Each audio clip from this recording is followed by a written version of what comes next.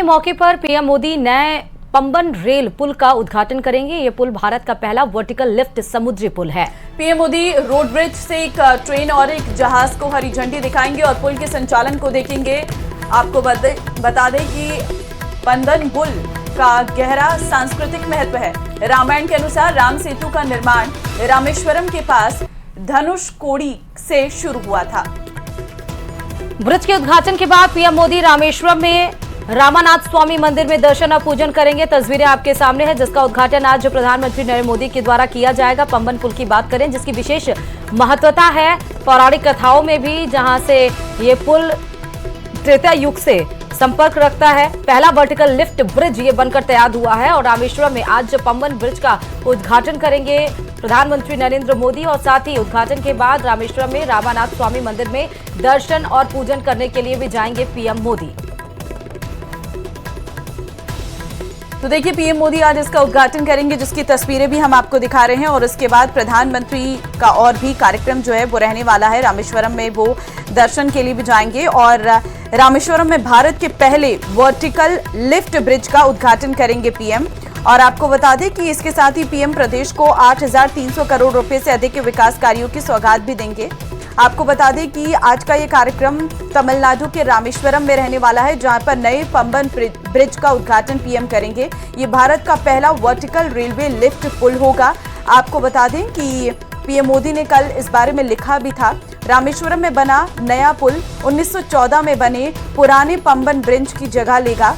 ये पुल रामेश्वरम द्वीप को भारत की मुख्य भूमिका से जोड़ता है। पुराने पंबन पुल पर परिवहन बढ़ने के कारण असुविधा हो रही थी और इसे देखते हुए नए पुल का निर्माण कराया गया है। केंद्र सरकार ने 2019 में नया पुल बनाने की मंजूरी दी थी। पुल की डिजाइन तकनीकी सुविधाओं और स्थानीय संस्कृति को ध्यान में रखते हुए तैयार की गई है। नए पंबन ब्रिज की डिजाइन रेल विकास निगम ने बनाई है। ये रेल मंत्रालय की सार्वजनिक इकाई है।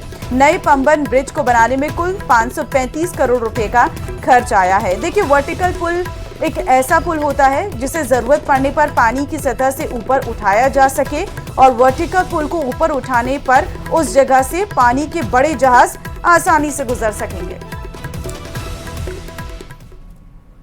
और वक्फ संशोधन बिल को मंजूरी मिल चुकी है। बड़ी खबर आपको बता रहे हैं, जहां राष्ट्रपति द्रौपदी मुर्मू ने उस पर हस्ताक्षर करके उसको मंजूर कर लिया है। अब देखिए, मंजूरी मिलते ही ये कानून बन गया है। वक्फ संशोधन बिल से जुड़ी ये बड़ी खबर इस वक्त आपको हम दे रहे हैं, जहां पर राष्ट्रपति द्रौपदी मुर्मू ने वक्फ संशोधन विधेयक को अपनी मंजूरी दे दी है। अब कानून बन गया है ये विधेयक। दरअसल लोकसभा और राज्यसभा में एक लंबी बहस इस बिल को लेकर हुई थी और आखिरकार लोकसभा में भी बहुमत के साथ ये बिल पास हुआ और वहीं राज्यसभा में भी रात के 2 बजे तक इस बिल पर चर्चा हुई। उसके बाद वोटिंग के बाद ये बिल राज्यसभा से भी पास हो गया। कल इस पर राष्ट्रपति ने अपने हस्ताक्षर कर दिए हैं और जैसे ही बिल पर राष्ट्रपति के हस्ताक्षर हो जाते हैं, उसके बाद ये बिल कानून की शक्ल ले लेता है। अब देखना होगा कि इसे कब केंद्र सरकार के द्वारा लागू किया जाता है और उसके बाद इस बिल के बारे में पूरी ब्रीफ डिटेल भी सामने आ जाएगी।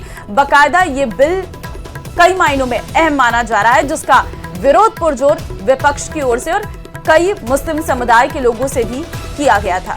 आपको ये भी बता दें कि बिल पे हस्ताक्षर यानी कि विधेयक पे हस्ताक्षर होने के बाद बिल में जैसे ये वक्फ संशोधन अधिनियम 1995 बिल में कन्वर्ट हुआ, सुप्रीम कोर्ट में 3 याचिकाएं भी इसको लेकर लगाई गई हैं। अब ये केंद्र सरकार के ऊपर निर्भर करता है कि उसको लागू कब करे, लेकिन वक्फ संशोधन जो 1994 में बना था, 1995 में संशोधित करके इसको फिर से वक्फ बोर्ड बनाया गया।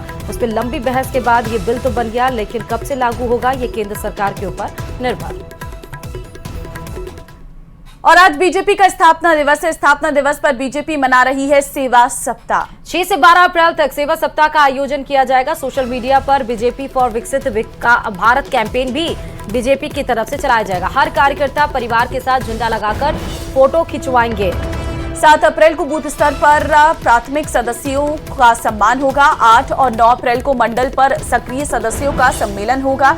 हर बूथ पर 15 से 20 पेड़ लगाने और पालने की जिम्मेदारी होगी। तो बीजेपी का स्थापना दिवस और इस बार सेवा सप्ताह के रूप में स्थापना दिवस बीजेपी सेलिब्रेट कर रही है। 8 और 9 अप्रैल को मंडल पर सक्रिय सदस्यों का सम्मेलन किया जाएगा। हर जो कार्यकर्ता हैं उनको ये टास्क दिया गया है कि हर घर पे जाएंगे, झंडा लगाएंगे, उनके साथ फोटो भी खिंचवाएंगे। 6 से 12 अप्रैल तक सेवा सप्ताह का आयोजन बीजेपी के द्वारा मनाया जा रहा है। और अब बात बड़ी खबर की, राजधानी जयपुर से आज जयपुर आएंगे अमित शाह। दोपहर 1:15 पर एयरपोर्ट पहुंचेंगे गृह मंत्री अमित शाह। बीजेपी नेता करेंगे अमित शाह का स्वागत। दोपहर 1:40 पर विराटनगर पहुंचेंगे अमित शाह। 108 कुंडीय महामृत्युंजय रुद्र महायज्ञ में शामिल होने के लिए आ रहे हैं। एक साल में चल रहा है 108 कुंडीय महामृत्युंजय रुद्र महायज्ञ। तो शाम 4:25 पर जयपुर शहर लौटने का भी कार्यक्रम है। तो गृह मंत्री अमित शाह जहां एक तरफ बीजेपी अपना स्थापना दिवस सेलिब्रेट कर रही है, तो आज जयपुर आने का कार्यक्रम है जहां कई सारे प्रस्तावित आयोजन किए गए हैं जिसमें शिरकत करेंगे गृह मंत्री अमित शाह और आज ही जयपुर भी लौट। दुर्गा नवमी पर जगह जगह पूजा हो रही है। चैत्र नवरात्र पर आज मां सिद्धिदात्री की पूजा अर्चना की जाती है। माता के दरबार में श्रद्धालुओं का तांता लगा हुआ है। तस्वीरें आपको दिखाएंगे अलग अलग जगह से किस तरह से श्रद्धालु आज माता के दरबार में पहुंचे हैं अपनी मनोकामना के लिए, मां से उनको धन्यवाद कहने के लिए कि उनके सर पर मां का हाथ बना हुआ है, उनके घर पर मां की आशीर्वाद है, उनकी कृपा है। और आज सिद्धिदात्री मां की पूजा अर्चना करने के लिए सुबह से ही, जब से मां का कपाट खुला हुआ है तब से ही श्रद्धालु वहां पर पहुंचे हुए हैं मां के सामने शीश नवाने के लिए, उनसे आशीर्वाद लेने के लिए। और मां को भी आप देखिए कि भव्य तरीके से सजाया भी गया है। माता के दरबार में श्रद्धालुओं का तांता लगा हुआ है। आज रामनवमी का पर्व है और बड़े ही धूमधाम के साथ पूरे देश भर में मनाया जा रहा है। आपको बता दें कि पूरी नवरात्र जो है अलग अलग दिन माँ के अलग अलग स्वरूपों की पूजा की जाती है और आज माँ सिद्धिदात्री की पूजा की जा रही है। कल अष्टमी का पर्व था और आज नवमी का पर्व बड़े ही उल्लास के साथ मनाया जा रहा है। माता के दरबार में श्रद्धालुओं की भीड़ है। सुबह से ही भक्त माँ के दर्शन के लिए आ रहे हैं। ज्यादा जानकारी के साथ अजमेर से अशोक भाटी संवाददाता जुड़ चुके हैं। अशोक, आप किस मंदिर में हैं और आज सिद्धिदात्री माँ की पूजा किस तरह से की जा रही है? श्रद्धालुओं से भी बात करिएगा अशोक। जी बिल्कुल, आज नवमी का त्यौहार है। नवमी पर सिद्धिदात्री की माता की पूजा अर्चना की जाती है। इस वक्त मैं बजरंगगढ़ स्थित अंबे माता मंदिर में हूँ। ये प्रसिद्ध मंदिर है जहाँ पर 24 घंटे ये मंदिर खुला रहता है। यहाँ पर जो है भक्तों के आने का सिलसिला लगातार जारी रहता है। तो सीधे मैं आपको एक बार माता जी के दर्शन यहाँ पर कराऊंगा। दर्शन के लिए आपको सीधी तस्वीरें दिखाऊंगा। मनमोहक दृश्य जो है माता जी का है और बड़ी संख्या में कल भी यहाँ जागरण हुआ था। बड़ी संख्या में जो लोग हैं वो यहाँ पहुंचे थे और दर्शन का जो सिलसिला है वो लगातार यहाँ पर जारी रहता है। यहाँ पर जो है आसपास के लोगों के साथ साथ जो अन्य क्षेत्रवासी है वो भी पहुंचते हैं और यहाँ पर पूजा अर्चना करते हैं, माँ से आराधना यहाँ पर करते हैं। कुछ लोग भी यहाँ पर मौजूद हैं। डिप्टी मेयर जो अजमेर नगर निगम के हैं वो भी यहाँ पर दर्शन के लिए आए, उनसे बातचीत करते हैं। आज का पर्व रामनवमी का है और साथ साथ माता का आखिरी दिन है पूजा का। किस तरह से आराधना होगी? सिद्धिदात्री माता का आज नवरात्र का समापन है। आज रामनवमी भी है, बड़ा शुभ दिन है। और मैं माता रानी के दरबार में आज यहाँ पर आरती करने के लिए आया हूँ, अर्ज करने के लिए आया हूँ। रामनवमी में सीताराम मंदिर में भगवान राम के दर्शन करके इस देश की खुशहाली, अजमेर की खुशहाली, अजमेर की जनता की समृद्धि की कामना यहाँ करने के लिए आया हूँ। निश्चित रूप से माता रानी लगातार अजमेर को आशीर्वाद दे रही है, लगातार अजमेर को बढ़ने का आशीर्वाद दे रही है। ये अपने आप में बहुत शुभ दिन है। आज नवमी की पूजा के बाद यहाँ कन्या पूजन भी यहाँ होने वाला है। कल अष्टमी थी, कल अष्टमी को कन्या पूजन हुआ, आज नवमी में कन्या पूजन होने वाला। भव्य यहाँ पर जगराता यहाँ पर हुआ। तो ये भव्य हमारा सबसे प्रसिद्ध मंदिर हमारे यहाँ का अजमेर का है, चामुंडा माता के महात्म्य। मुझे लगता है कि इस स्थान पर आकर के अपने आप को मैं पुण्य अर्जित करने वाला और अजमेर की समृद्धि। ठीक है अशोक, बने रहिए आप। जोधपुर से संवाददाता चंद्रशेखर भी जुड़ चुके हैं, उनके पास भी चले जाते हैं। चंद्रशेखर, किस मंदिर में हैं आप और आज नवमी है और नवमी के साथ ही ये जो नवरात्र होता है उसका समापन भी होता है। माँ सिद्धिदात्री की आज पूजा हो रही है, किस तरह से भव्य रूप उनका सजाया गया है और बताइएगा जरा विस्तार से। देखिए, आज चूंकि नवरात्रि का जो 9वां नौरता है और इसके साथ ही जो नौरता में की जाने वाली तपस्या पूर्ण होने वाली है, इस वक्त हम जोधपुर के मेहरानगढ़ दुर्ग की तलहटी पर है, जो जहां पर मां चामुंडा के दर्शन करने के लिए जोधपुर शहरवासी जो है उमड़ पड़े हैं। यहां पर जो तमाम जो व्यवस्था है आप देख सकते हैं किस तरह से जिगजैग लाइनें बनाई गई है ताकि जो भक्त है वो किसी भी तरह किसी भी हादसे का शिकार ना हो, इसको लेकर और व्यवस्थाएं बनी रहे, इसके लिए यहाँ पर जिगजैग लाइनें बनाई गई है। जो भक्त लोग हैं लगातार यहाँ पर इस लाइन के माध्यम से पहुंच रहे हैं। कुछ लोगों से बात करेंगे। सर, आज नवरात्रि है मैम, माँ सिद्धिदात्री की पूजा की जाती है, चामुंडा माता के दर्शन करने के लिए आप पहुंचे हैं। क्या मांगा है आपने माता जी? हमने तो बहुत कुछ मांगा है। माता हमारी इच्छा पूरी कर और सबकी मनोकामना पूर्ण करे इसके साथ। कुछ लोग हैं और उनसे बात करेंगे। चामुंडा माता को लेकर जोधपुर शहरवासियों में एक विशेष प्रेम है। बहुत प्रेम है साहब। तो उन्हीं जैसे नवरात्र आता है उन्हीं के दर्शन करने के लिए जल्दी से जल्दी आने की कोशिश करते हैं। बिल्कुल, नवरात्रा का मौका है और माँ चामुंडा के दर्शन से शुरुआत। जो युवा लोग, सबसे बड़ी बात है जो नवरात्र से जो चामुंडा माता के दर्शन से शुरुआत आती है। जी बोलिए, किस तरह का आपके मन में भाव है, किस तरह से नवरात्रा को आपने पूरा किया है? बहुत श्रद्धा अनुसार हो रहा है। बहुत खुशी मिल रही है आए हुए माता जी के दर्शन करके हुए। बहुत श्रद्धा से आए वहाँ पे माता जी के आस लेके यहाँ पे अब कुछ अच्छा हो। यहाँ पर विशेष तैयारियां की गई है। हम माता जी के दर्शन करने के लिए बहुत काफी दिनों से।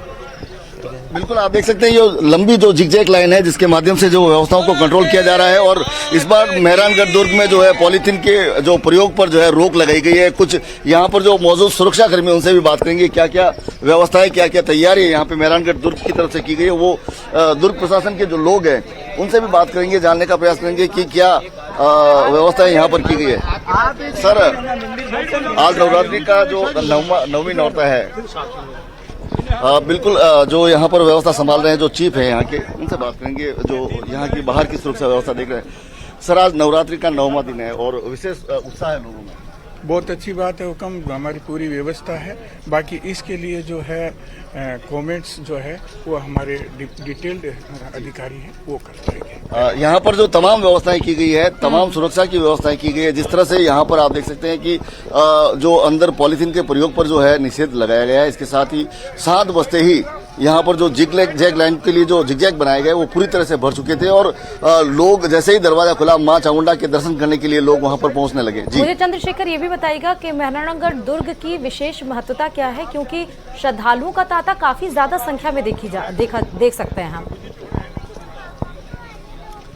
देखिए, बात करें तो जो मेहरानगढ़ दुर्ग है इसमें जो मां चामुंडा का मंदिर है, मां चामुंडा को जोधपुर की रक्षा की देवी माना जाता है, जोधपुर की रक्षक माना जाता है। माना जाता है कि जो भारत और पाकिस्तान के मध्य युद्ध हुआ था उस दौरान जोधपुर में सैकड़ों बम जो है गिराए गए थे, लेकिन एकमात्र बम विस्फोट हुआ था, वो भी जोधपुर सेंट्रल जेल, जो कि जोधपुर उस समय तत्कालीन समय में जोधपुर एक दुर्ग के परकोटे के भीतर बसा हुआ था और आबादी से दूर जाकर जो है एक बम फटा। इसके अलावा शहर में जो जितने भी बम गिरे वो सारे फूस निकल गए थे। तो कहीं ना कहीं लोगों का मानना है कि मां चामुंडा ही जो है हमारी रक्षा करती है और जिसके चलते एक लोगों में एक विशेष आस्था है। शहरवासी जो है नवरात्रा के दौरान मां चामुंडा के दर्शन करने के साथ अपने दिन की शुरुआत करते हैं और जो व्रत करने वाले लोग होते हैं वो अपने व्रत को पूरा मां चामुंडा के दर्शन करके करते हैं। और सबसे बड़ी बात करें, जो लोग यहाँ पर मेहरानगढ़ दुर्ग नहीं पहुंच सकते, जो पुराने जो बुजुर्ग लोग हैं, वो अपने घरों की छत से मां देवी के मंदिर का जो ध्वजा है उसका दर्शन करके जो है अपने व्रत को पूरा करते हैं। जी ठीक है, आपके पास लौटेंगे और फिलहाल आपका बहुत धन्यवाद हमें तस्वीरें दिखाने के लिए और भक्तों से बात करवाने के लिए। अशोक, आपका भी बहुत धन्यवाद माँ की तस्वीर दिखाने के लिए, भक्तों से बात करने के लिए। तो फिलहाल आज माँ दुर्गा का नवा स्वरूप माँ सिद्धिदात्री की पूजा की जा रही है। 9वें दिन की पूजा में माता सिद्धिदात्री को पूरी, चने और हलवे का भोग लगाया जाता है और ये भोग कन्याओं को भी दिया जाता है और इस दिन कन्या पूजन भी किया जाता है। इसे करने से माँ के 9 दिनों की पूजा पूरी होती है। तो आइए जानते हैं कैसे करें नवरात्र के 9वें दिन पूजा। 9वीं के दिन माता के आखिरी स्वरूप की किन स्वरूप की पूजा की जाती है, क्या कुछ उसके लिए विशेष उपाय है? तो 9वीं का जो रूप है माँ सिद्धिदात्री, माँ सिद्धिदात्री जो सब कार्य सिद्ध करने आ रही है और सिद्धिदात्री के साथ दिन उस दिन राम नवमी भी है, राम जी का उत्पत्ति भी हुई है और राम जी देखिए सिद्धिदात्री के साथ ही आए, यानी वो सभी सिद्धियों को लेकर के आए। तो सिद्धिदात्री जब आपको हर प्रकार की सिद्धि, एक मनुष्य के लिए क्या सिद्धि है, वो साधना भी कर रहा है, वो पूजा भी कर रहा है, वो दाम्पत्य जीवन में भी है, वो भौतिक जो चीजें हैं, बंगला, गाड़ी, नौकरी, करियर, उसको भी संभाल रहा है। तो सिद्धिदात्री हमारे हर जो पहलू है जीवन का, मानव जीवन का, उसको सिद्ध करने हमारे जीवन में आती है। माँ सिद्धिदात्री को आप नारियल से बनी चीजों का भोग लगा सकते हैं। देसी घी और बताशों का अगर आप इस दिन हवन कर देते हैं, आज के दिन हवन का विशेष महत्व है। अच्छा, तो आज के दिन आपको हवन जरूर करना चाहिए, क्योंकि नवमी तिथि है, रिक्ता तिथि है। आज के दिन आप हवन करते हो तो वो सीधा भोग प्रभु तक पहुंचता है। तो हवन जरूर करिए आज के दिन। और आज के दिन राम नवमी भी है, तो राम जी को भी भोग लगाना, रामचरित्र मानस का पाठ करना, सुंदरकांड का पाठ करना बहुत विशेष रहता है। तो आज के दिन आप ये भी कर सकते हैं। माँ को कमल का पुष्प, गुड़हल का पुष्प और गुलाब के पुष्प बहुत प्रिय है सिद्धिदात्री को, वो भी आप चढ़ा सकते हैं। पीली हल्दी से बनी हुई चीजें माँ को भोग जरूर लगाए। तो पीला भोग अगर आप लगाते हैं, पीला हलवा बना लेते हैं, चने और हलवे का भोग लगता है माँ को, इस दिन उनको ये भोग जरूर लगाएं। हमारे जीवन में हर प्रकार की भौतिकता बढ़ती है।